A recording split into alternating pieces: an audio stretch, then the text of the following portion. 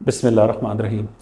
क्या कभी आपके साथ ऐसा होता है कि घर का कोई फ़र्द रात को सोते हुए इतने ज़ोर से खर्राटे ले कि तमाम फैमिली मेम्बर डिस्टर्ब हों, उनकी नींदें ख़राब हों?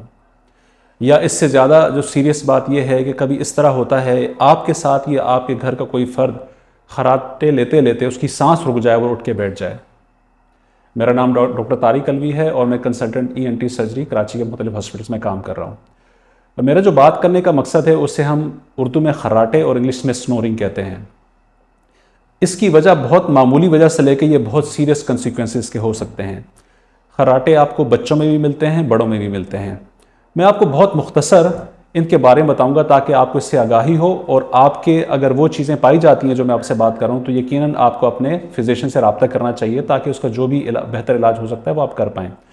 छोटे बच्चे जो खर्राटे लेते हैं अमूमन उनमें नाक की पिछली तरफ गोश्त का बढ़ जाना होता है, जिसमें कुछ गदूद होते हैं वो बढ़ जाते हैं। ऐसे बच्चे रात में सोते हुए खर्राटे लेते हैं और मुंह खोल के सोते हैं।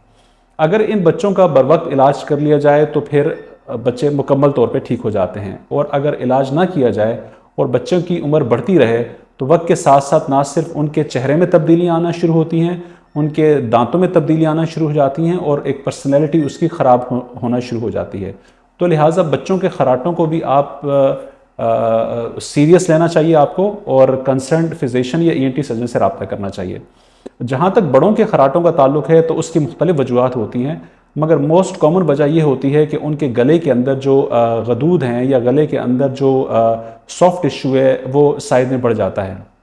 अमूमन ये उन लोगों में देखा गया है कि जिनका वज़न जो है वो नॉर्मल से अगर ऊपर वज़न बढ़ने लगता है तो खर्राटे बढ़ने लगते हैं।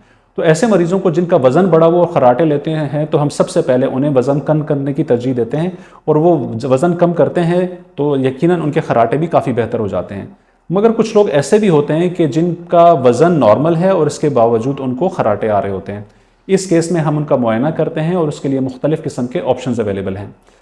खर्राटे आना सिर्फ ये नहीं कि आप खर्राटे ले रहे हैं और घर की फैमिली डिस्टर्ब हो रही है। जो मरीज़ के साथ जो मसले मसाइल आते हैं वो ये है कि उनके ब्रेन को जो प्रॉपर ऑक्सीजन मिलनी चाहिए ऑक्सीजन नहीं मिल पाती है।